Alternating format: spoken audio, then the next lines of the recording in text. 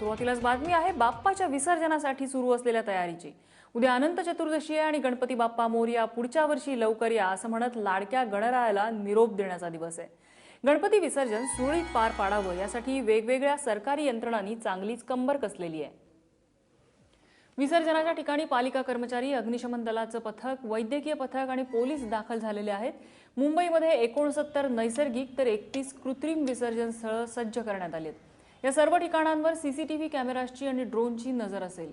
यंदा पुणेकरांनी गणपती विसर्जनादरम्यान पर्यावरणाचा ऱ्हास होणार नाही याची पुरेपूर काळजी घेतल्याचं दिसतंय।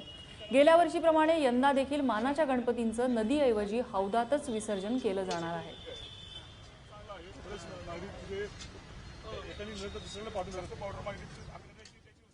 बाप्पाला निरोप देण्यासाठी नाशिकमध्ये सुद्धा जोरदार तयारी सुरू आहे। नाशिकात दुपारी 3 वाजल्यानंतर मोठ्या मिरवणुकांना सुरुवात होते आणि त्यासाठी नाशिकमधलं प्रशासन सज्ज झालेलं आहे।